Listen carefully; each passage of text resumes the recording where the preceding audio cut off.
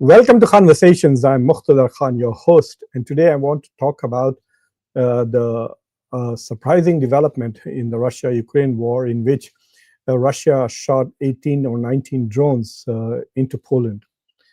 Technically, this is a kind of an act of war on Poland. This is also an attack on Europe and also an attack on NATO. And so, according to the Article 5 of the North Atlantic Treaty Organization, if any country is attacked, then all of them are, it's as if you're attacking all of those countries who are members of NATO, and so they will respond and retaliate in kind.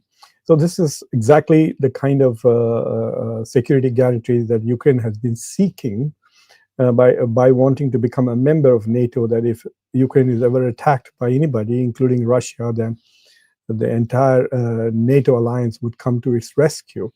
So the question now really is, has Russia indeed attacked Poland, and will NATO respond? So what really happened was on September 9th and 10th, on the night of 9th and 10th, Russia fired a barrage of drones and missiles at Ukraine, at western Ukraine, much closer to the border with Poland. And some of them were fired from Belarus, some were fired from Russia, and 19 of those drones basically headed towards Poland. The Russians claim that it was an accident. They did not intend to target Poland. They gave some technical jargon that, the range is only 700 kilometers, so there was no intention of reaching deep into Poland or whatever. But basically, they said that because of the jamming of those drones by, I guess, Ukrainian air defense system, the drones were misled and misdirected towards Poland. The Russians have not apologized. They've just tried to provide an explanation, and their explanation was, we didn't intend to do that. Too bad that they went towards your country. Obviously, the response from NATO was interesting. Two F-16s from, I guess, the Polish Air Force and F-35s from the Dutch Air Force immediately scrambled and responded to the drones and shot them down. I think a couple of drones may have hit some targets, and there has no deaths been reported so far, but there have been some injuries, I think. But clearly, NATO was triggered, and NATO responded and defended Poland. And subsequently, Poland has triggered what is called as invoked Article 4. Article 4 is the first step to invoking of Article 5. So according to Article 4, Poland basically is saying that there has been a very serious incident and a breach of its territorial sovereignty, and there has been an attack on it, and it is serious enough to deserve a discussion by all NATO powers. And so I guess all NATO powers will get together and discuss this particular attack by Russia, this provocation. The president of Poland has called it an act of aggression. And then they will decide. I mean, they could actually decide that this deserves the invocation of Article 5. So if Europe and the United States want to go to war with Russia, they can use this provocation and say this is a deliberate attack on Poland, a deliberate attack on NATO, and it will be responded. And so maybe the United States and Europe can target many of Russia's strategic targets and blow them off in retaliation for what happened, or they can just issue some kind of a statement condemning Russia, etc. And many of the European nations have already condemned Russia. Donald Trump's response, however, was interesting. He did not condemn Russia, at least in his social media post. He says, "What's with Russia violating Poland's airspace with drones? Here we go." I don't know what he means by "here we go," and it has kind of angered Europeans because they see this comment by Donald Trump as rather vague. Unlike their own comments, which are very clear that they stand with Poland and they condemn Russia's aggression, etc. Donald Trump, however, spoke with the president of Poland and assured him of his support to Europe, to Poland, and to NATO. So at least he has done that, and then there are other American senior officials who have also very clearly condemned what happened in this particular incident.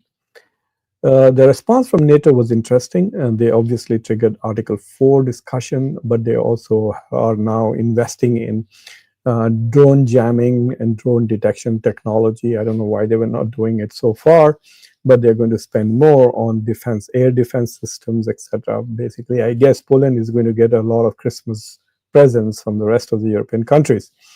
So from a defense point of view, it might have been a good thing for Poland because they might get a lot of weapons, hopefully for free, from other European countries who are desperate to show to the rest of the world or to their own population as to how firmly they stand with Ukraine and how firmly they stand against Russia. But anyway, we will see what happens going forward, especially after the discussions, Article 4 related discussions. But Trump's response was very unusual. And I mean, this is not what you would expect from the leader of NATO, and that one of its members has been attacked and he does not take it as seriously as everybody else is taking.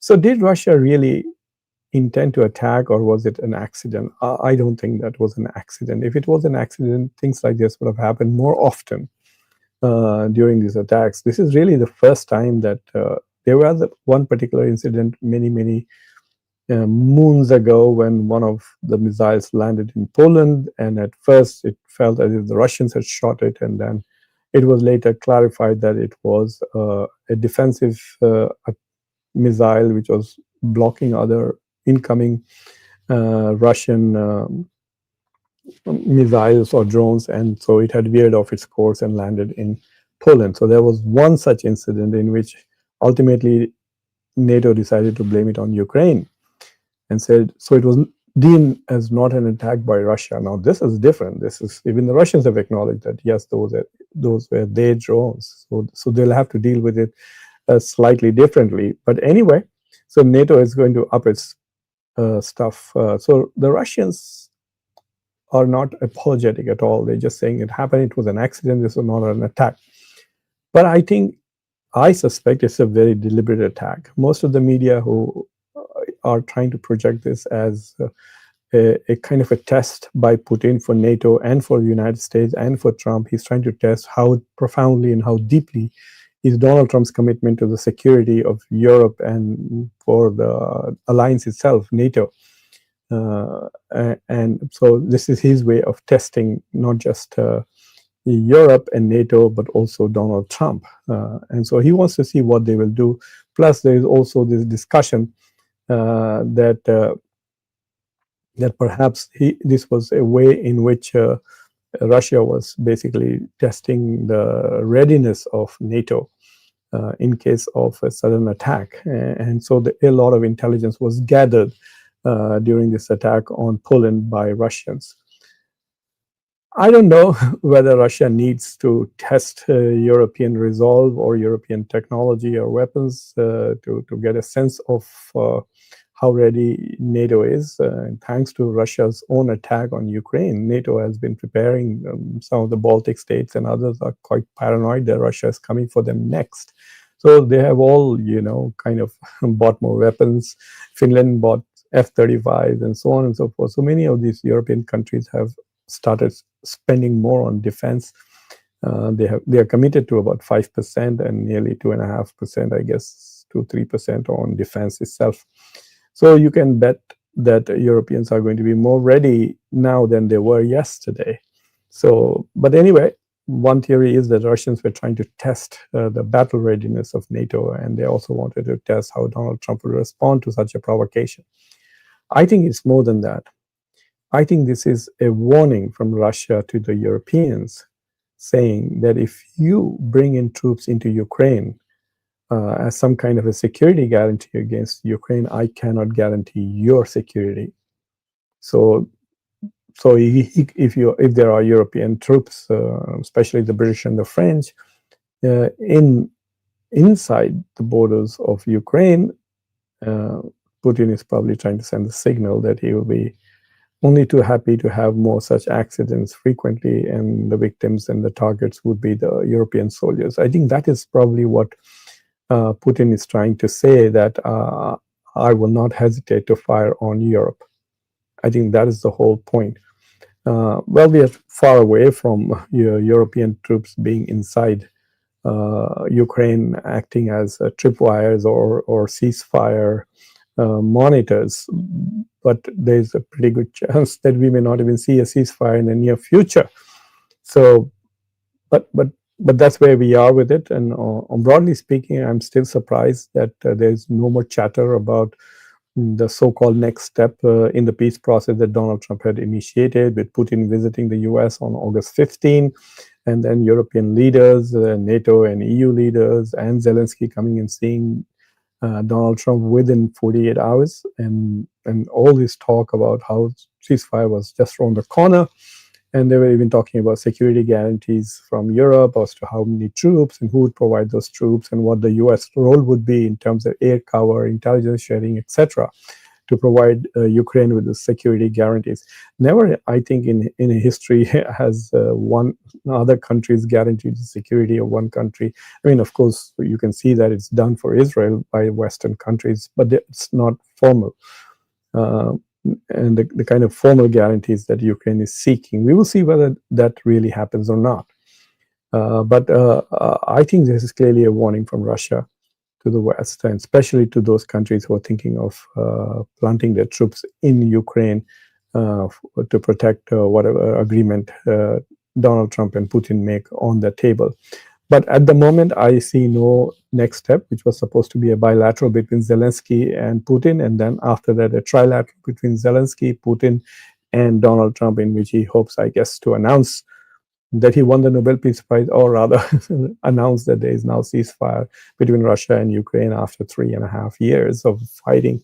So there is no progress at all. In fact, Russia continues to attack Ukraine more and more vigorously, and there is no vigor in the dialogue. And Steve Witkoff, who's supposed to be one of the main Donald Trump negotiators, is more busy, dousing fires lit by Netanyahu than worrying about Russia or Ukraine. So this is some thoughts I wanted to share with you. Thank you for watching Conversations. If you are not a subscriber, do subscribe to the channel, like this video, press the bell icon, and don't forget to share this video with your socio-political network. Until next time, I'm your host, Muqtada Khan. Take care.